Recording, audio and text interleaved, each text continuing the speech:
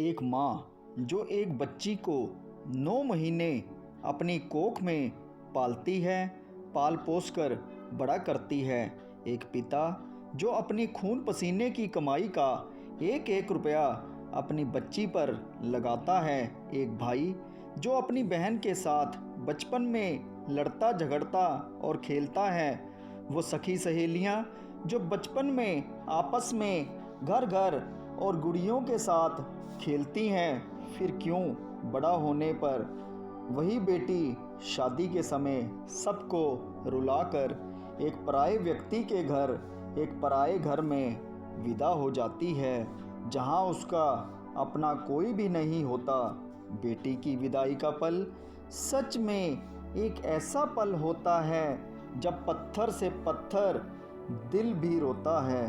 फौलाद सा सीना लिए हुए पिता जब अपनी फूलों से भी ज़्यादा नाजुक बेटी को विदा करता है तो उसकी आंखों में आंसू आ जाते हैं। एक माँ जो पाल पोस कर अपनी बच्ची को बड़ा करती है, रोते रोते अपने ही हाथों से अपनी बेटी को विदा करती है।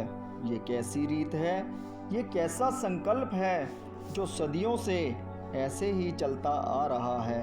एक भाई जो कहता था कि मैं तेरी विदाई पर सबसे ज़्यादा खुश होऊंगा, वो सबसे ज़्यादा रोता है, क्योंकि इन सबको पता है कि आज के बाद वो बेटी जो इनके आंगन में पली खेली और जो इनके आंगन की शान होती थी, वो आज के बाद किसी और की अमानत होगी।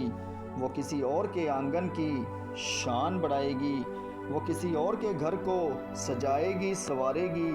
कहते हैं बेटियां जन्म लेते ही पराया धन होती हैं, क्योंकि बड़े होकर उन्हें दूसरे घर जाना पड़ता है। राजा जनक जैसे प्रतापी राजा ने भी अपनी बेटियों को विदा किया था। सदियों से ये प्रथा चली आ रही है, जो एक अटूट सत्य है। बेटी की विदाई एक ऐसा समय होता है जब आसमान में विधाता भी रोता है, पत्थर से पत्थर दिल भी इस समय करुणामयी हो जाता है। बाबुल भी रोए, बेटी भी रोए, माँ के कलेजे के टुकड़े होए। बेटी के दिल का दर्द कौन जान सकता है, शायद कोई नहीं। जब डोली में बैठकर बिटिया जाए विदेश, पत्थर से पत्थर हृदय सह न सके ये ठेस। पाल पोस कर बड़ा कर उसी बेटी को अपने हाथों से पराए घर भेज दिया जाता है। ये ही इस सृष्टि का नियम है और भगवान का बनाया हुआ दस्तूर है।